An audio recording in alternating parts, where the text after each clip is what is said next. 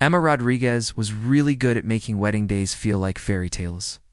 The more weddings she planned, the less she believed in romance. She had been doing this job for 5 years, making sure the rich people in Manhattan had the weddings ever. She had seen a lot of couples who said they loved each other. It did not feel real. It felt like they were just pretending. The thing that made her feel this way. The most happened on a Saturday night in June.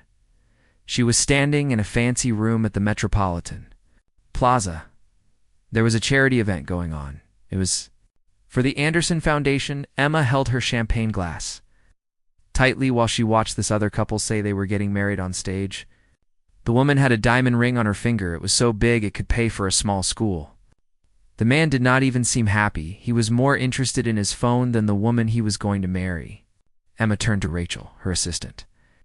You could tell she was really frustrated. With the whole thing, Emma was frustrated with the whole engagement announcement. Emma said this to herself, another show they are going to put on. She thought that all these relationships are like that. They are like acting in a play with really expensive things. Rachel, who had worked with Emma for 3 years, simply nodded. She knew better than to argue when Emma got like this. Emma was just getting started. The champagne, combined with months of feeling really cynical about things, made Emma talk freely, and this would change everything about Emma and the situation. With Emma said, "You know what the real problem is?" Her voice got louder as some women came to stand near her by the dessert table. The real problem is that rich men do not know what romance is. Rich men have no idea what romance means. They think that having a lot of money is the same as being romantic. Rich men think a black credit card is all they need to be romantic. They think that taking someone on a trip is the same as really caring about them. Rich men believe that luxury trips are better than talking to someone and getting to know them. They do not understand that romance is about people connecting with each other. The women around Emma murmured in agreement, sharing their disappointing experiences with men and wealth. Emma felt like she was not alone. This made her feel better. She kept talking about wealth and how it affects people, saying that wealth can actually make it hard for people to really love and care about others. Emma said that when people have a lot of money and things, they can start to feel empty, and that men who have a lot of wealth do not always value the things that truly matter, like real relationships and love. Emma did not see the man who was standing behind a marble column. This man was very tall. He was listening to every single word that Emma said. He was being very quiet and paying attention to what Emma was saying. The man was standing behind the column, so Emma did not notice him at all. Julian Westbrook went to the charity auction because he felt like he had to, not because he really wanted to. He started Meridian Technologies, a company that is working to make energy better for the earth. Julian Westbrook usually gives money to help people. He does not like going to these kinds of events. They are a big show with a lot of people. Tonight was different, though, because his good friend Owen Chen, who also works with him at Meridian Technologies, talked him into going. Julian Westbrook does not usually like this sort of thing. Owen Chen convinced him to come to the charity auction. Owen had said to me, "You really need to get out of that laboratory. You are spending much time in the lab and not going out enough. At 32 years old, you are basically turning into a person who never leaves their house, a hermit. That is not good for the laboratory worker. The lab worker, you." Now, Julian found himself listening in on a conversation that was really honest. The woman who was talking had curly hair tied up in a bun, brown eyes that were sharp and smart, and she looked like she was frustrated. She stood up straight, like she was ready to take on everything. She was wearing a blue dress that looked different from the fancy dresses that other people were wearing. Julian was really interested in what she had to say because she believed in it strongly. The woman with curly hair and a simple blue dress was saying things that Julian had not heard people say in a long time. He thought the woman with curly hair was very smart, and he liked that about her.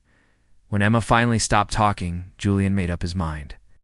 He walked around the column, went up to the group. He did this with the same calm and determined look that he has when he is in meetings at work. Julian always seems to be in control, like when he's at board meetings for his company. "Excuse me," he said in a voice, his words rising above all the talking. He looked at them. Said I could not help but hear what you were saying about rich men and love. Emma turned around. Their eyes met for the first time. She looked at the man in the charcoal suit. The suit was well made. He was also wearing a watch that was simple, but probably very expensive. The man seemed confident. Everything about this man was what Emma did not like about men. Like him. The man was exactly the type of man Emma had been talking about. Emma said, "Do you not agree with me?" She looked up at him with her head held high, like she was ready for him to say something back. To her, Emma was really waiting to see what he would say about what Emma thought. Julian said this to me in a calm voice. He told me that the number of people I looked at for my study is probably too small. Then he said that I made decisions about what I found out quickly before I really knew what was going on with the data. From my sample size, the women around them had gone quiet. They could feel something was about to happen. Rachel grabbed Emma's elbow to tell her to be careful. Emma pulled her arm away from Rachel. Emma did not want Rachel to stop her from doing what she was going to do. The women around them were still very quiet, waiting to see what Emma would do next. Emma and Rachel were standing there. You could tell that something was going on between Emma and Rachel. Limited? Emma laughed. It was not a happy laugh. She said, "I have planned weddings for 53 couples in 5 years. I've seen these couples care more about who's taking the pictures than the promises they make to each other. They care more about where the weddings than the actual wedding vows. I have seen men give $20,000 rings to propose and then forget what their girlfriend's middle name is. I have seen a lot of weddings. I know what I'm talking about. My ideas about weddings are based on what I have seen happen with 53 wealthy couples. Weddings are what I am talking about. I have learned a lot about weddings from my experience. These 53 wealthy couples."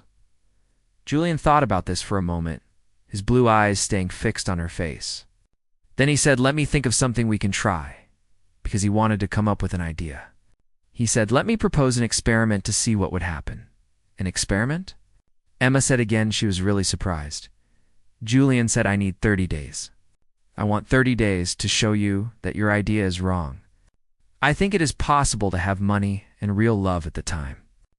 Wealth and real romance are not things that cannot go together, I am sure of it." Emma looked at him. She was trying to figure out if he really meant what he was saying. "You want to go out with me just to show something?" Julian said, "I want to change the way you think about things. If after 30 days you still think that rich men are not able to love someone, I will give $1 million to the charity you like. I will tell everyone that you were right about wealthy men not being able to have real romance." Julian wants to know if wealthy men can really have romance, and he is willing to give a lot of money to find out. The ballroom felt like it was leaning a little to one side. Emma looked at his face to see if he was making fun of her or trying to trick her. All she saw was how calm and honest he seemed. The group of women around them had gotten bigger. Every single one of them was trying to listen in on what was being said. "If you somehow managed to change my mind," Emma asked. She was thinking about this a lot. Her lawyer brain was working hard, automatically looking for the catch in what was being said. Emma wanted to know what that catch was. Julian said then, "You are saying that love can really happen no matter how money you have in the bank." He also said, "And you will give us a chance to be together, not just as part of this experiment with the love project." Rachel was making gestures behind Julian's back, but Emma did not pay attention to her. Emma felt proud. She was very curious. She had a weird feeling in her chest that she did not want to think about. All these feelings were fighting to be in charge. The part of Emma that loved to compete and had helped her build a business from nothing was the strongest feeling. This competitive feeling was what made Emma do things. The business that Emma had built from nothing was very successful. "All right, Emma." Then she extended her hand to him. She was willing to do this for 30 days. But Emma wanted to make one thing very clear. Emma got to choose the parameters. Julian said that was okay. He agreed with the person. When he shook hands with them, his handshake was strong and warm. Julian had a handshake. It was also very warm. When Emma's hands touched his, she felt a shock. It was like a spark of electricity. She pulled her hand fast. She thought it was just static from the carpet. That was all.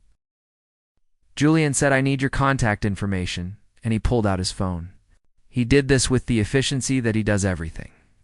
Julian is a person who likes to get things done quickly. He always uses his phone to stay organized. Julian wants to make sure he has the contact information of the people he talks to so he can reach them later. Emma gave him her phone number. Saw that he put it in his phone under her name Emma. He did not add any names or pictures to it. This was really nice to see. Most of the men Emma knew would have done something like that. The way he just put her name Emma was very professional. Emma found it really nice. Julian said that he will call tomorrow to talk about the rules of engagement. The corner of Julian's mouth went up a bit, and it looked like Julian was smiling. After he walked away, Rachel Much jumped on Emma. "Do you have any idea who that man was?" Emma just said, "Some rich guy who thinks he can prove me wrong." She was trying to ignore the way her heart was beating fast. Emma felt like her heart was still racing. It was all because of this guy. "That was Julian Westbrook," Rachel said in a tone. Julian Westbrook is a big deal. He is on the Forbes 30 under 30 list. He started Meridian Technologies. People think he is worth over $3 billion. Julian Westbrook is one of the eligible bachelors in the country. You just told him to prove you wrong about love and romance. Emma felt the blood drain from her face. The amount was $3 billion. She had thought that the person would be rich, someone with a lot of money, even a few $1 million. The idea of billions of dollars was completely shocking. To Emma, the thought of $3 billion was really hard for her to take in. Emma was thinking about the fact that this person had $3 billion. Emma said, "I should back out away."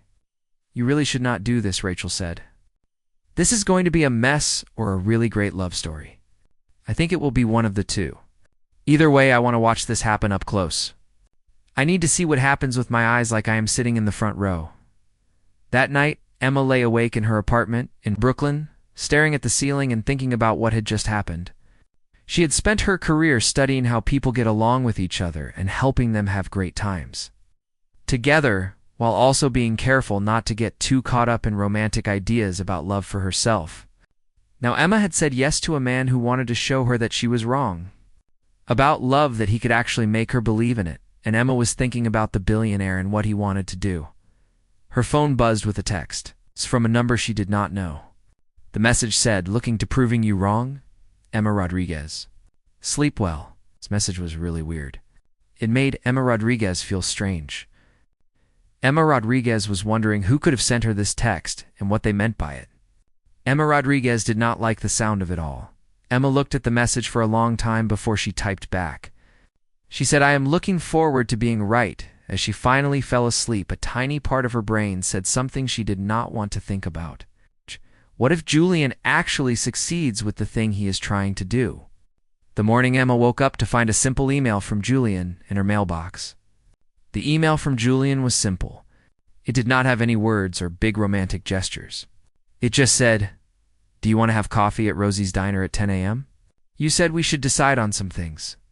I am ready to listen to what you have to say about the parameters. Julian is waiting to hear from you, and Julian wants to know what you think about the parameters." Rosie's Diner was a place that served breakfast.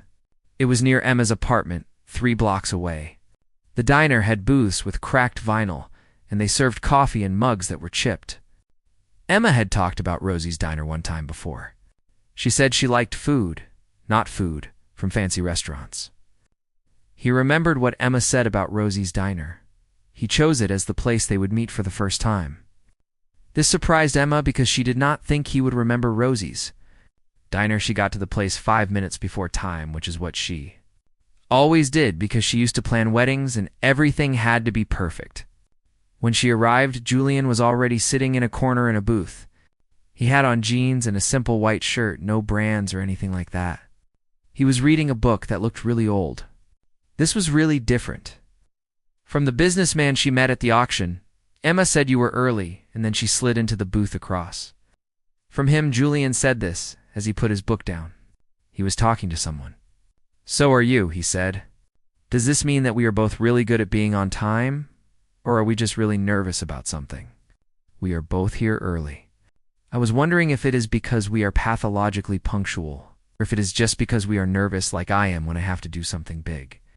I think that maybe the other person is feeling the same way about being on time, which is why I said that we are both pathologically punctual or just nervous. The honesty really caught her off guard. Maybe it is a bit of both. Emma and Julian sat down to have some coffee and pancakes. The coffee was not very good. The pancakes were really nice. Emma started telling Julian what she wanted. She said that Julian could not buy her any presents. He could not take her on any trips either. Emma did not want Julian to use his money to fix things or to make things happen. Julian listened to Emma at the time without saying a word. Sometimes he would write something down on a napkin. He said this when she was done talking. "You want me to go out with you like I am a person who does not have a lot of money?" he said about what the woman wanted him to do. The woman wanted him to date her like any person would without thinking about his income. He was saying that the woman wanted him to act like a person when they were together and not think about the fact that he had more money than most people. The woman just wanted him to date her, and she did not care about his money. She just wanted him to be a person when they were together. Exactly, Emma said. Romance should be about the people, not about how money they have. If you need a lot of money to make a romance work, then romance is not really what it is about. Romance should exist on its own, without needing wealth to make it happen. This is what I think. I believe my idea is right.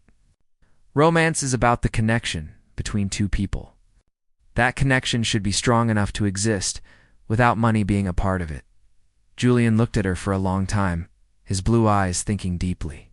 "You've been hurt before by someone who has a lot of money," Emma answered, even though it was not a question. She said my father was a good investment banker.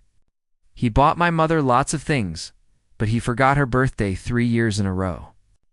My mother acted like everything was fine until one day she did not. I was 12 years old when she left my father. Emma stopped talking. Was surprised that she had shared so much about her life. She said, "I saw my mother give up being true to herself for a life, and it really hurt her. My mother traded being real for comfort. It destroyed her." Julian said this softly. He told the person that he was sorry. Then he said something that was very important. Julian said that he was not the person's father. The person was probably expecting something from Julian. Julian wanted to be honest with the person, so he told them the truth. He said that he was not their father. "Prove it," Emma said. In a voice she was calling for evidence to back up what was being said. Emma wanted to see some proof, something that would make her believe what she was being told, so she said, "Prove it again," looking straight at the person talking to her, which was directed at the things that Emma had. Her so Emma and and Julian went on their real date 3 days later. Julian came to pick her up in a year-old Honda Civic. He said it was his college roommate's car. Emma thought it was probably a rental car that he picked because it was what she liked. She did not say anything to him about it, though. Then Julian drove them to a community garden in Queens. He had been going there to help out every Saturday for the 2 years. Julian did this volunteering at the community garden in Queens. "What do you usually do on Saturdays?" Emma thought to herself. What she said was, "This is what you do with your Saturdays." She looked really surprised when Julian gave her the gardening gloves. Emma was being completely honest. She did not expect this from Julian. Julian handed her the gardening gloves. Emma asked him that question because she really wanted to know what he did on Saturdays. Julian said this as he knelt down next to a bed of tomatoes. He was not talking about all of the time. It happened a lot. Julian's grandfather used to be a farmer before he moved to the city. His grandfather taught him that growing tomatoes and other things like that can keep you from getting too big for your britches. Growing things keeps you grounded. Julian's grandfather meant that in a literal sense, and a figurative sense too. Julian's grandfather was an influence on him, and he learned a lot from him about growing tomatoes and other things. Julian and Emma spent 3 hours doing things like weeding and planting in the garden. They also talked a lot. Julian talked about when he was a kid in a town in Oregon. He said his mom did not have a lot of money, so she had to work 2 jobs to help him go to college. Then he got a scholarship to go to MIT. Emma started telling Julian about her life. She told him about going to Brooklyn Community College and then starting her wedding planning business. She did all of this by herself from the beginning. Julian said this as they were washing the dirt off their hands at a water tap. They thought about what people think of them. You assumed I was born into wealth, Julian said. They were talking about how people make guesses about their life. Julian wanted to make it clear that they were not born with a lot of money. Julian was born into a kind of life, not one.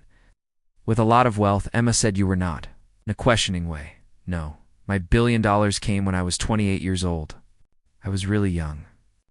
Before that, I did not have a lot of money. I had to eat ramen noodles every day. I wanted to be successful badly. He dried his hands on his jeans. I am talking to Emma. Money did not make me who I am. Emma, it just made the things that I already was even stronger. Over the few weeks, Julian planned some really cool dates that were always a little surprising for Emma. 1 time they had a picnic on a rooftop in Brooklyn at midnight. They got to watch the sun come up.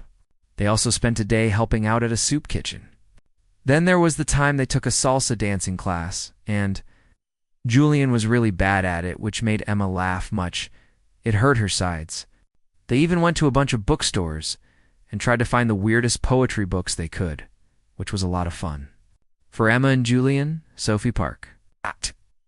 Emma's friend and the person who helps Emma plan weddings saw what was happening, and she understood it. They have brunch together every week. During brunch, Sophie Park pointed at Emma's phone because it was ringing with a message from Julian. Sophie Park knew that Emma's phone was ringing a lot because of messages from Julian. Sophie said to me, "You are smiling at your phone like a teenager." Then Sophie asked, "When was the last time you smiled like that at your phone?" Emma said she was not. That was not true. Emma really was. Sophie said to me in a voice, "You are falling for him. It really scares you, the idea of falling for him." Emma wanted to say it was not true. Sophie knew Emma very well. Emma said, "What if I'm wrong, Sophie? What if he is different from the others?" That is almost worse because it means Emma has wasted 5 years being cynical when Emma could have been open to love with this man. Or it means that you needed those 5 years to become the kind of person who could see the thing when it came along, Sophie said. The time you spent growing is not wasted time, Emma. You changed, and that is what matters. Growth is what helps you figure out what is real and what is not. That is important for people like Emma. Not everyone was happy with the way Emma was thinking.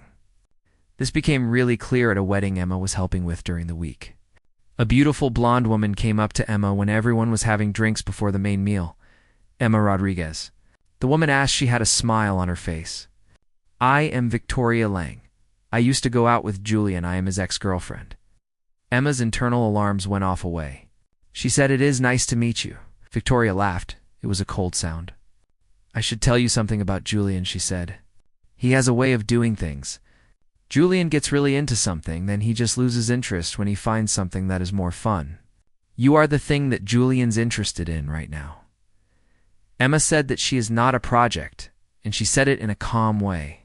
She did not want to get upset or angry, so she refused to let the other person bother her. Emma wanted to make it clear that she is a person, not something that someone is working on like a project. "No? He took you to the community garden, did not he?"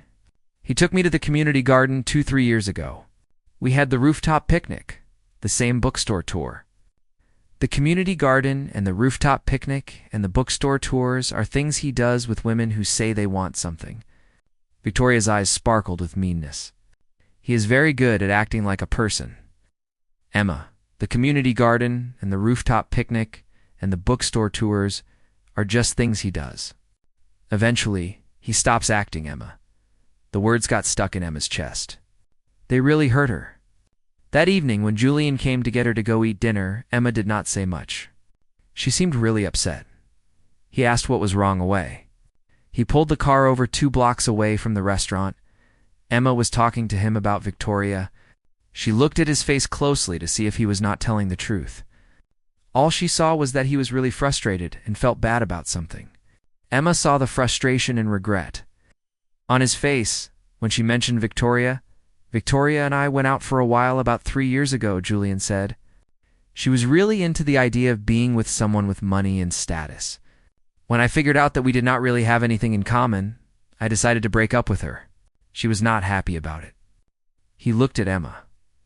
Victoria is not telling the truth about the dates. I have never taken any girl to that garden. The places we went and the things we did, I picked them for you because you said you wanted to try them." Emma asked this question. She did not like the way her voice sounded. It sounded weak. "How do I know that's true?" Emma hated that she sounded so uncertain. Julian pulled out his phone, showed her the volunteer log from the garden. The first time he volunteered at the garden was 2 years ago. This was a time after he and Victoria broke up. He then showed her some photos that he took from the rooftop. These photos were from the day they went on a date. The photos had a timestamp on them, which proved that it was really his time at the garden.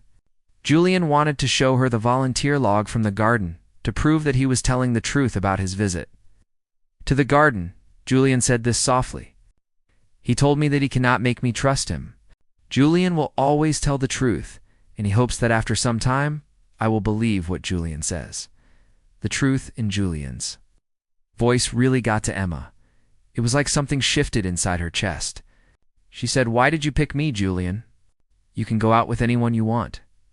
Why do you want to be with someone like me, who did not even like you at first and just wanted to show you that you were wrong about things?"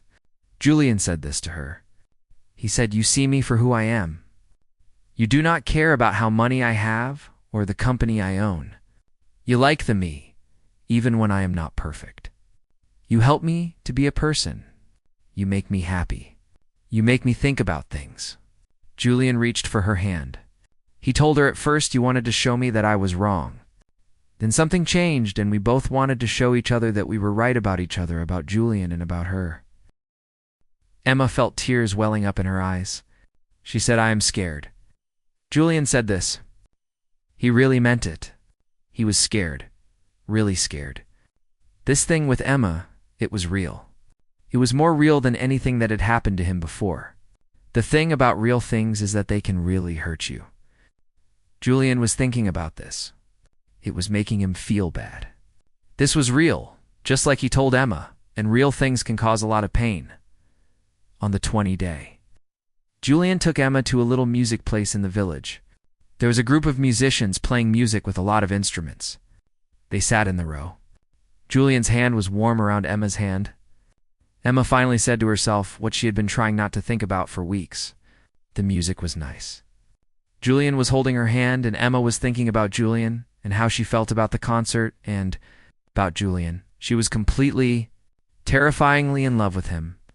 After the concert, Julian and the woman walked through Washington Square Park. There were street performers doing their thing. People were watching them. Julian stopped under an arch in Washington Square Park, turned to face the woman. The man said that tomorrow will be day 30. "This is the end of our experiment," Emma said quietly. "I know. I want to tell you something before you make your decision," Julian said. "When I first started this, I thought I was trying to prove a point about money and love. You were right about something that is really important. Money can really mess up a relationship. I have seen it happen to people. I have even experienced it myself." Julian cupped her face gently. What Julian learned is that love is not about having a lot of money or not having any money. It is about caring about someone. It is about seeing the person and still choosing to be with them anyway. Julian thinks that is what romance is about. This is about showing up to things, being present when you are there, and being honest with the people around you. Showing up is really important. So is being present. You have to be honest with people if you want them to trust you. Showing up and being honest are important things. Emma said Julian. Her voice was barely loud enough to hear. "He told me that he loves me." He said it in a voice. "He does not love me just to see what happens. He does not love me just to prove a point. He loves me because I am a person. I am funny. I am smart. He loves me because I always tell him when he is wrong. I make him want to be a person so that he can be good enough for me." Emma's tears finally spilled over. She said, "I love you too. I was so wrong about you. I was wrong when I thought all wealthy men are the same. You are different. You are the one that changed my mind about the possibility of this, about the possibility of us being, about the possibility of love with someone. Like you." Julian kissed her then. It was a kiss, and a sweet kiss, and it felt like it was full of promise. When they finally pulled apart, Emma laughed. She was laughing through her tears. The kiss had been really something for Emma, and it had clearly affected her deeply. Julian had kissed her. Now Emma was feeling all these emotions.